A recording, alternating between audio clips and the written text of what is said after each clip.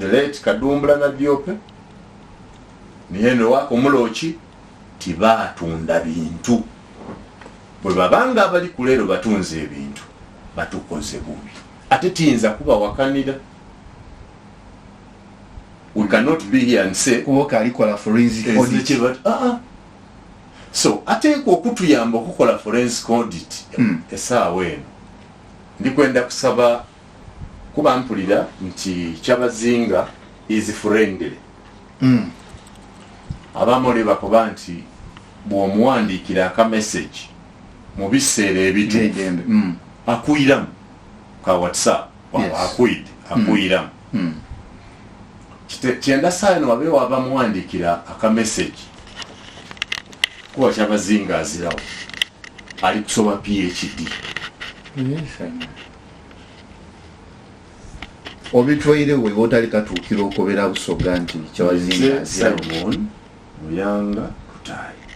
That information is supposed to be given to the public. Nikatukiro ali kusoma PhD, which is a very good thing. Okuba omwevu na bwiso yakyesibanga kwino okuba n'abakulembeze nga beevu.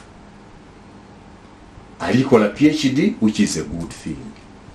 Aye baweewo amuwandiikira aka message ndi baba soko ogeme mu katono PhD tudisoma wagiwumuza wamala n'omwaka n'ebiri wagira asooka ageme mu katono ayire bwayira atuyambe ebintu bibiri ateewo akakiiko akasobola okujyamu Rebecca Kadaga ni Osiman ni Muvawala ni Lubega buli omu ayinonole byayibye Muyanga kwinonole bye bakoze byebayibye kubanga this is what has been said nti bitundibwa. Rebecca bwakoba ati abali ebugembe bayibye ebyokugegerera wa Kyabazinga akakiiko akawa information waliwo kabiri yena abankobya ati wo wekuba kugubula kabiri bintu eri asinga iwe era ke bali kubala ati eitaka lyegundi lino lewasala ku kibira walisala ku kibira forest reserve watoola eri Mayuge kodi imaniro kodi wa now outwenda wakakiiko akawalala akasobola okuwuliriza enduyi dombi. That's how FDC resolved. Ngakali instituted by the who else can institute it? So Kyabazinga oba bwe kitabe ekyo mwene aidha atyame muidiro ly'igenge ayete Osiman babakatiikiro be ne ba minister be ayete ni Rebecca Kadaga akati kale banange katuwulire wayibachi ntinze naye beitaka ly'Imaniro Osiman tiwayiba eryokwibiri nankani eitaka ly'Ekitierera wali kutula ku forest reserve ako kabakakiiko kayamba oba kakwerangira Kyabazinga nkobye two options wakotiika kiiko olwo tuli kwogera ku Kyabazinga mwene ali muidiro ali kuwuliriza abantu be bwe beeyuza mwene nakayina capacity nga rallying point esobola okubawuliriza n'amala bagayita awalala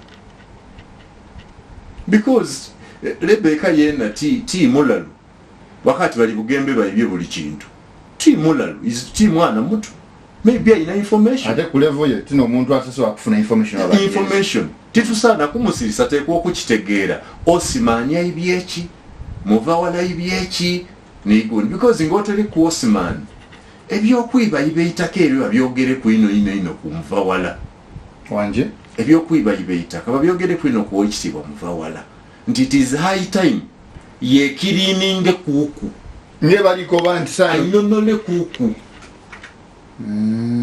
zena ng'omuntu ndidiku ebintu bibiri entalo ebiri eitaka lya Kivunike wano James Kivunike Bugembe Reverend James Kivunike awa waliwo entalo oba Kyabazinga buli kwiba eitaka bali kuwunigiriza Naimane Bishop Bugembe yabakalira mu bukalire Odukira na yali ku ni batoni owekitiibwa Mufaala ku itaka lya kanisa. I remember. You remember.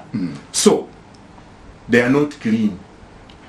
Aye mfo kyokubanga munyoni ono buli kiseera. Abasoga batukubanga wano ekise busoga eza Kyabazinga was a rallying point. Now the Kyabazinga is there. There is the rallying point.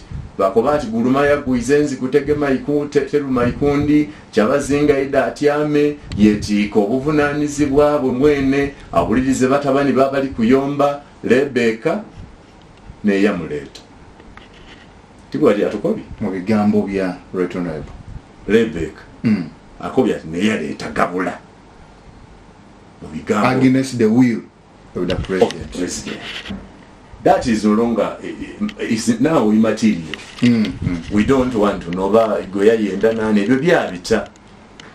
Aye njitwala nti olwokubanga yene yamuleeta I'm respecting no la respecting mwene. They to respect each other.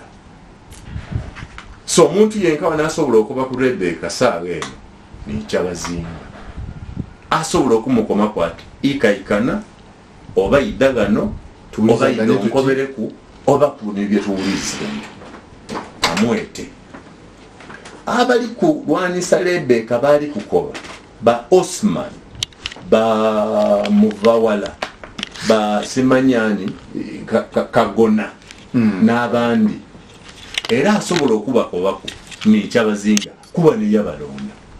For that matter therefore is the only person missing